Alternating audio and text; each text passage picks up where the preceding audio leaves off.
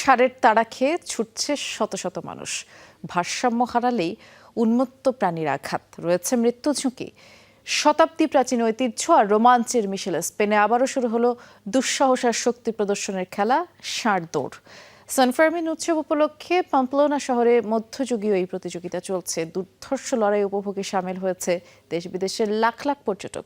Israel বিরোধী slogan আর banner চোখে পড়ার মতো এবারের আয়োজনে। সিলন টি রপ্তানিতে শীর্ষে। ছাড়া পাচ্ছে একের পর এক খেপাটে ষাঁড়। বড় বড় শিং নিয়ে দ্রুতগতিতে ছুটছে মানুষের ভিড়ের দিকে। ষাঁড়ের তাড়া খেয়ে প্রাণপণে ছুটছেন সবাই। দানবীয় আকৃতির প্রাণীদের আকর্ষণ করতে অনেকেই চালিয়ে যাচ্ছেন নানা রকমের চেষ্টা।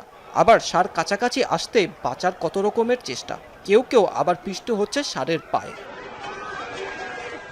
এভাবে স্পেনে উদযাপিত হচ্ছে সান ফার্মিন উৎসব। 9 দিনব্যাপী আয়োজনে অংশ নিতে এসেছে দেশ বিদেশের লাখো মানুষ, যাদের কাছে এই উৎসব এক রোমাঞ্চকর অভিজ্ঞতা। প্লাম্পনায় আসাটা সত্যি এক অবিশ্বাস্য অনুভূতি। এমন একটা উৎসবের অংশ হতে পারাটা দারুণ ব্যাপার। সত্যি বলতে আগামী কয়েকটা দিন কেমন কাটবে তা দেখার জন্য মুখিয়ে আছি।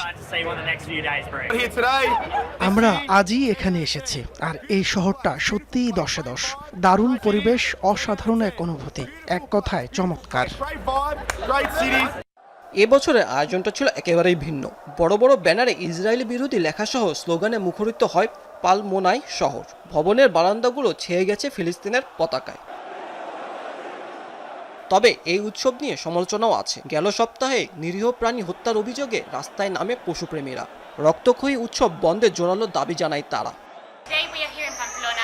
সান ফার্মিনের এই সুন্দর উৎসবকে ষাঁড়ের লড়াই বিতর্কিত করেছে। সকালে যে ষাঁড়গুলো রাস্তায় দৌড়ায়, পরে সেগুলোকে নির্মমভাবে মেরে ফেলা হয়। 2026 সালে এসে আমরা এই নিষ্ঠুরতা বন্ধ করতে চাই। তবে ব্যাপক রক্তপাতের পরও শত বছর ধরে চলা এই আয়োজন বহু মানুষের কাছে এখনও এক রোমাঞ্চকর অভিজ্ঞতা। বলিউড সিনেমা জিন্দেগি না মিলেগি দোবারার কথা মনে আছে তো? এমন সব মুভি আর বইয়ের পাতায় উঠে এসেছে এসব উৎসবের গল্পচিত্র, যা দেশে বিদেশের মানুষকে এমন আয়োজনের প্রতি আকৃষ্ট করছে আরও। মাহমুদ সাকিব, যমুনা নিউজ।